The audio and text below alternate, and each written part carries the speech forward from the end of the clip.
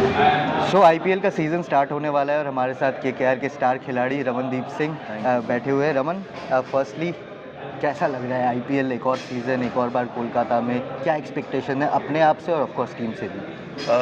To be honest really grateful कि मेरे को अपॉर्चुनिटी मिल रही है अपने आप को एक्सप्रेस करने की, तो ऑब्वियसली बहुत ग्रेटफुल हूँ उस चीज़ के लिए। एक्सपेक्टेशंस मैं अपने आप से इतनी एक्सपेक्टेशन नहीं रखता। I take one day at a time, तो I try to give my 100% every day, और बाकी व्हाट कम्स इन। रमन, आपको लोग जानते हैं एक पावर पैक्ड फिनिशर जो डाउन दी ऑर्डर आता है और बड़े बड़े छक्के मारता है। ये सिक्स हिटिंग एबिलिटी कहाँ से एक स्टार्ट हुई? क्योंकि जनरली डोमेस्टिक क्रिकेट में या एज ग्रुप क्रिकेट में लोग बोलते हैं सीधा खेल ले, ठल्ले खेल ले, धीरे खेल ले, बड़े स्कोर्स मारो, बट तुम्हारे अंदर स्टार्टिंग से एज ग्रुप क्रिकेट से एक एक्स फैक्टर था कि भाई मैं बड़े हिट्स लगा सकता हूँ। तो ये कहाँ से आया? इसकी अगर आप थोड़ा सा एक बैक स्टोरी हमें दे पाओ।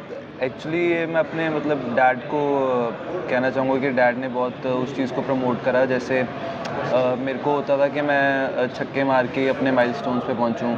मैंने बहुत बार अपना फर्स्ट बॉल भी सिक्स मारा है, तो वो उसके लिए मेरे डैड की बैकिंग मेरे को लगता है कि बहुत ज़रूरी है। आपको कोई बंदा बैक कर रहा हो, तो मेरे पापा हमेशा मुझे बोलते हैं कि अगर मैं बाई चांस आउट भी हो जाता था तो वो छक्का क्यों नहीं बजा, ये पूछते थे, ये नहीं बोलते थे कि तूने छक्का क्यों मारा। तो वो मैं अपने डैड को क्रेडिट दूंगा। डैड को क्रेडिट दूंगा। और मॉडर्न डे अगर कोचिंग की बात करें, आईपीएल में आप काफ़ी साल से केकेआर टीम में हो, डिफरेंट कोचेस देखे हैं, गंभीर भी देखा है, चंद्रकांत पंडित भी देखा है, अब आप अभिषेक नायर भी देखोगे। हालांकि अभिषेक नायर सर काफ़ी टाइम से सेटअप में है एज कोच, बट इस बार हेड कोच है। बट डिफरेंट कोचेस से क्या क्या सीखा है? डिफरेंट स्टाइल, अब तो फॉरेन कोचेस भी काफ़ी इन्वॉल्व रहते हैं, तो अगर डिफरेंट स्टाइल के साथ आप अपने आप को कैसे ढालते रहते हो, अडेप्ट करते रहते हो, उसके बारे में अगर आप थोड़ा सा। आई थिंक जो मेरे को डिफरेंट कोचेस से आपको बहुत कुछ सीखने को मिलता है। आई एम ग्रेटफुल कि मेरे को वो चीज़ मिलने को मिल रही है। और जी सर से जो मैंने चीज़ पे काम करने की कोशिश की वो था एटीट्यूड, कि आपका एटीट्यूड कैसा होना चाहिए। आप जब तक अपने बिलीव नहीं करोगे कि आप उस लेवल पे डिज़र्व करते हो, आप इस लेवल पे डोमिनेट करने के लिए आ रहे हो, तो तब तक आपको रिजल्ट्स नहीं मिलेंगे। तो एटीट्यूड और फेयरलेसनेस मेरे को जी सर से बहुत सीखने को मिली। स्किल वाइज और मैच टेम्परामेंट और सिचुएशनल अवेयरनेस, ये सारी चीज़ों की बात करी जाए तो अभिषेक नायर सर ने बहुत हेल्प करी है मुझे। आई थिंक मैं बहुत लकी अपने आप को मानता हूँ कि मेरे को केकेआर में खेलने का मौका मिला, क्योंकि तभी अभिषेक नायर सर मुझे मिले और तब से मेरी गेम में बहुत चेंज हुआ। इतनी तारीफ़ होती है अभिषेक नायर द कोच की। मैंने भी उनको देखा है कि नेट्स में डिफरेंट थ्रोइंग टेक्निक्स है उनके पास। ऑफ कोर्स एक वीडियो केकेआर ने जो डाला था कि मेंटालिटी की बात कर रहे हैं, अभिषेक नायर क्या लाते हैं? क्योंकि मतलब अगर हम कंपेयर करें डिफरेंट हाई प्रोफाइल कोच, इतने हाई प्रोफाइल कोच शायद नहीं है या प्लेयर नहीं रहे थे अपने टाइम पे, बट एज अ कोच क्या लाते हैं वो? आई थिंक सर जब आप एक आईपीएल क्रिकेटर होते हैं, आप आईपीएल में तभी पिक होते हैं क्योंकि आपके पास वो स्किल सेट है। बट आईपीएल में पिक होना और आईपीएल में परफॉर्म या डोमिनेट करना वो एक टोटली डिफरेंट थिंग है। तो उस वहाँ पर आपकी मेंटल गेम आती है कि आप मेंटालिटी अपनी कैसे यूज़ करते हैं, सिचुएशंस को कैसे विन करते हैं। हर एक, क्योंकि आपको 14 गेम्स पहले खेलने को मिलती हैं, हर एक कंडीशंस डिफरेंट हैं, हर एक बॉलिंग लाइनअप डिफरेंट है। तो वो चीज़ आपको कोई बंदा गाइड करे, और अभिषेक नायर सर जैसा बंदा, आई वुड से कि he is one of the best through out IPL. तो वो आपको ऐसा बंदा गाइड कर रहा है, तो ही मेक्स थिंग्स ईजियर। इस बार तो शेन वॉटसन भी अपने टाइम हाँ में जी, हाँ मतलब जी। ज़बरदस्त खिलाड़ी रहे, मेरे वन ऑफ द फेवरेट्स रहे हाँ हैं। जी। उनसे क्या अभी तक कुछ कॉन्वर्सेशंस हुई है? क्या लग रहा है कि टैप इन कर पाओगे उस मेंटालिटी को और वो जो एक चैंपियन माइंडसेट लाते हैं? डेफिनेटली आई थिंक वो एक बहुत बड़ा ऐड है हमारे ग्रुप में। और स्पेशली उनके जैसा लेगेसी जिन्होंने आईपीएल में की है, वर्ल्ड क्रिकेट में की है, वैसा बंदा हो तो आपको जो कुछ उनसे सीख सकते हो वो सीखना चाहिए, और वही कोशिश रहेगी कि उनसे सब कुछ सीखूं। केकेआर में काफ़ी साल से हो, केकेआर एज अ फ्रेंचाइजी क्या मीन करता है आपके? अगर वन वर्ड में डिस्क्राइब करना है तो मेरे लिए तो फैमिली है।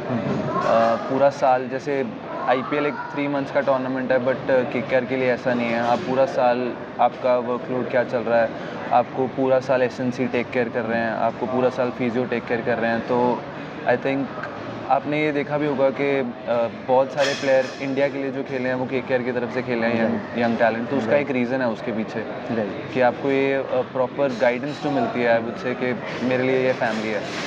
आपने बोला काफ़ी लोग इंडिया खेले, उसमें से एक रिसेंट नाम रिंकू सिंह वर्ल्ड कप जीत के आ रहे हैं। एक तो रिंकू सिंह का मेंटालिटी भी एक डिफरेंट बॉल गेम में अब चला गया है, वो एक लेवल ऊपर जा चुका है। बट रिंकू को भी रिंकू बनने में 4-5 साल लग गए, वो ब्रेक थ्रू सीज़न आने में 4-5 साल लग गए। वो उससे कहीं ना कहीं आप इंस्पिरेशन लेते हो, क्योंकि आपको भी, मैं एक्सपेक्ट कर रहा था कि पिछला सीज़न आपका एक ब्रेक थ्रू सीज़न हो सकता है, बट वो कहीं ने आ नहीं पाया। तो पिछले साल का जो एक डिसअपॉइंटमेंट था उसको एक पॉजिटिविटी में चेंज करके इस साल वो एग्रेसिवनेस दिखाना, क्या वो रिंकू सिंह का मेंटालिटी है जहाँ पे आप टैप इन करना चाहते हो कि नहीं मुझे भी वो एग्जाम्पल सेट करना है जो रिंकू ने अभी तक किया हुआ है? सर टू बी ऑनेस्ट, मैं खुद की जर्नी किसी के साथ कंपेयर नहीं करता और आई थिंक किसी को करनी भी नहीं चाहिए। Every individual is different, every one's journey is different. So breakthrough season आएगा या नहीं आएगा ये मुझे नहीं पता, बट डेफिनेटली मैं अपना 100% देने वाला हूँ, एवरी डे चिप इन करने वाला हूँ, वो कोशिश ज़रूर रहेगी। मेरे को काफ़ी केकेआर फैंस पूछते हैं कि रमनदीप बॉलिंग क्यों नहीं डालता है, वो तो अच्छा खासा मीडियम पेस बॉलिंग ऑलराउंडर बन सकता है। तो बॉलिंग का थोड़ा सा आप बताओ, बॉलिंग क्यों स्टॉप कर दिया आपने आईपीएल में? इम्पैक्ट प्लेयर रूल है या डिफरेंट रिक्वायरमेंट्स है टीम नहीं, की? मैंने आई नेवर स्टॉप बॉलिंग। क्योंकि आप डोमेस्टिक में करते हो। हाँ जी, डोमेस्टिक में भी करता हूँ और प्रैक्टिस हमारी जब होती है तब भी करता हूँ। जब भी अपॉर्चुनिटी, जैसे आपने जैसे बोला इम्पैक्ट प्लेयर का रूल है, तो हमारे पास एक मेन बॉलर ऐड करने की कोशिश बनती है, तो मेरे लिए वो एक ऐसा है कि मेरे को मतलब मेन बॉलर बनना है। अगर मेरे को बॉलिंग के लिए भी चिप इन करना है तो मेरा वो प्रोसेस जारी है। भगवान की कृपा रही तो इस साल ज़रूर आपको देखेगा कि मैच विनिंग मोमेंट्स बॉलिंग की तरफ से भी आए और बैटिंग की तरफ से भी आए। Raman, down the order finisher के रोल में अगर हम बात करें तो ऑफकोर्स केकेआर की एक लेगेसी आंद्रे रसल ने सेट की है। इस बार पावर कोच बन के आ रहे हैं, डिफरेंट रोल। उनसे अभी तक बातचीत हुई है? क्योंकि अभी सूर्या कुमार यादव ने T20 वर्ल्ड कप के फाइनल के बाद बोला था कि अरे गौतम गंभीर का अगर बस चले तो वो पैड पहन के खुद ही उतर जाए बैटिंग करने। तो रसल के साथ भी वैसा आप थोड़ा सा कमराटरी सेट करोगे एज अ कोच, क्योंकि वो इस बार उतर के चेंज नहीं कर सकते गेम, वो जिम्मेदारी कहीं ना कहीं आपके ऊपर आने वाली है। जो रसल इतने सालों से कर रहे हैं वो रमनदीप सिंह के ऊपर अब नजरें रहेंगी कि वो चीज़ रेप्लिकेट करें। हाँ जी, बिल्कुल पूरी कोशिश रहेगी। आई थिंक अगर आप रसल को किसी प्लेयर के साथ कंपेयर करो तो वो जस्टिस नहीं होगा, बिल्कुल ही justice बिकॉज नहीं वो एंड्रे रसल सिर्फ एक ही हैं, he is 1 in a million।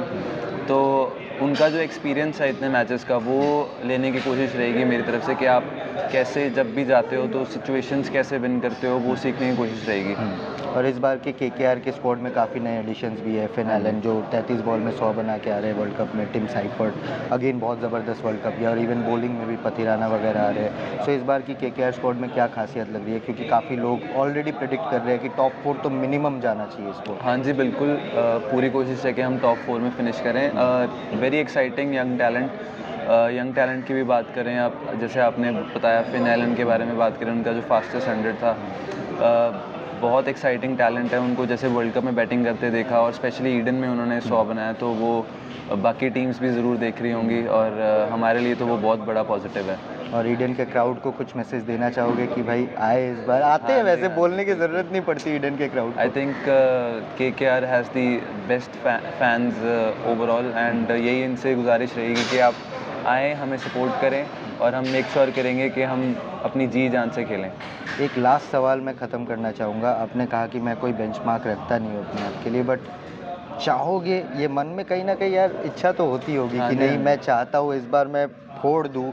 अच्छा चलो 600 रन का सीज़न भी ना बने तो 170 के स्ट्राइक रेट से मैं 400 रन ऐसे बनाऊँ जो 4-5 मैचेस में केकेआर को सिंगल हैंडेडली जिता दूँ। ये थोड़ा सा एक पर्सनल एम्बिशन तो होता होगा। पर्सनल एम्बिशन की अगर बात करें सर, तो I want to win every game for KKR, because what this franchise has done for me, I want to justify that on the field. So आपको वो दिखेगा ज़रूर, पूरी कोशिश रहेगी। बाकी तो गॉड्स प्लान है सब कुछ। गॉड्स प्लान है। चलो इससे बढ़िया एंडिंग हो नहीं सकता इस इंटरव्यू का, God's plan. Thank you so much Raman बात Thank you, करने sir. के लिए। Thank और होपफुली जैसे मैंने कहा पिछले साल ब्रेक थ्रू सीज़न होने वाला था, बट इस साल आपका ब्रेक थ्रू सीज़न। हाँ जी sir. Thank you so much. Thank you sir, thank you.